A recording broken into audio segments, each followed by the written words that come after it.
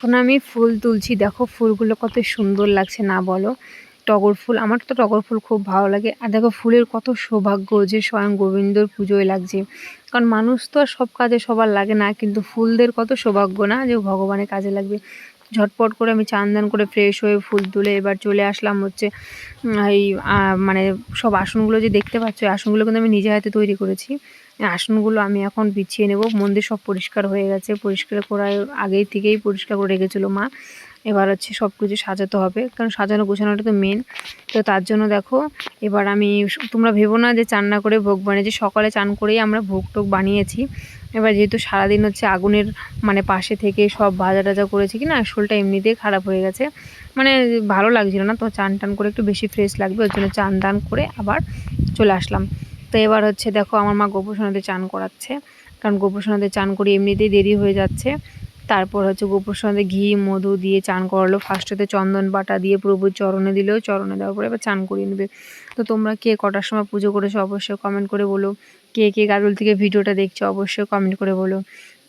তো দেখো একটা বছর অপেক্ষা থাকি কখন জন্মাষ্টমী আসবে, আর দেখতে দেখতে যখন দিনটা চলে যায় না, মনটা খুব খারাপ লাগে। পুজো শেষ মানেই একটা বছর পরে আবার অপেক্ষা করব। তো যাই হোক, তো দেখো আমাদের এখন চান দান করানো কমপ্লিট। এবার হচ্ছে আমাদের প্রভুকে এখন সুন্দর করে সাজানো হবে। তোমরা তো এর আগের ভিডিওতে দেখতেই পেয়েছো যে আমি শপিং করছিলাম, যে ড্রেসগুলো নিয়েছিলাম ওগুলো হচ্ছে না একটু ছোট হয়ে যাচ্ছে, তার জন্য মা এই ড্রেসটা আগে থেকে কিনে রেখেছিলো, তো এটাই পরাচ্ছে। আমাদের বেশি করেই কেনা থাকে, কারণ হচ্ছে কোনোটা হয় কোনোটা হয় না ওর জন্য। তো আর যেহেতু পুচকুটাকে নিয়ে একটু বেশি হয়, মানে ওর কোনো ড্রেস মানে মানে হয় না ওর জন্য। তো দেখো এখানে চুল পরিয়ে মালা পরিয়ে হাতে চুড়ি পরিয়ে কত সুন্দর লাগছে না। চূড়াটা যখন পরাবে তখন বেশি সুন্দর লাগবে। তো দেখো এখন আমাদের চূড়া পরানো হচ্ছে। আগের বছর নিয়েছিলাম পাগড়ি, তো প্রত্যেক বছর নতুন নতুন জিনিস নিতে ভালো লাগে। তো মা পরাতে পারছিল না, ওর জন্য আমি একটু হেল্প করছিলাম, আমি পরিয়ে দিলাম, বাসি টাসি আমি দিয়ে দিচ্ছি। তো কেমন লাগছে দেখতে অবশ্যই কমেন্ট করে বলো। এবার পুচকুটাকে আমি সাজাচ্ছি, কারণ এটা এতটাই পুচকু, সত্যি খুব পুচকু একদম।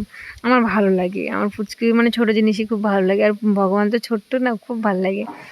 তো এবার আমার ছোটকুকে জামা পরানো হয়ে গেছে, চুড়ি পরানো হয়ে গেছে, সাজানোর পরে তোমরা দেখে বলবে কেমন লাগছে। হ্যাঁ, আর তোমরা কেমন করে পুজো করলে, কেমন করে আনন্দ করলে অবশ্যই কিন্তু কমেন্ট করে বলো।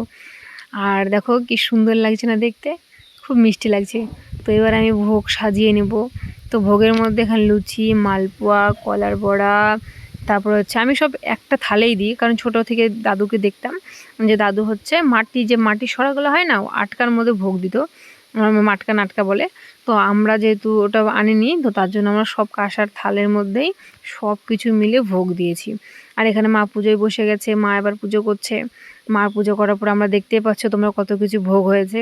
এবার আমি পুজো বসে গেলাম, এবার পুজো হয়ে যাবে, মানে পুজো বসা মানে কি হয়ে যাওয়া, কারণ দেখতে দেখতেই সময় চলে যায়। তো যদি তোমাদের ভিডিওটা ভালো লাগে অবশ্যই একটা লাইক কমেন্ট শেয়ার করো, আর কিছু না করো একটা রাধে রাধে বলো, তাহলে খুব ভালো লাগবে। এবার আমার বোনও পূজা করে নিলে, তোমরা দেখতেই পেলে। এবার আমরা ভোগ সাজিয়ে নিচ্ছি, অনেক বাচ্চা কাচ্চা, মানে বৃষ্টির দিন না, আর লেট করাটা উচিত না, তার জন্য সকাল সকাল করেই সব একদম ভোগ সাজিয়ে দিয়ে দিচ্ছি।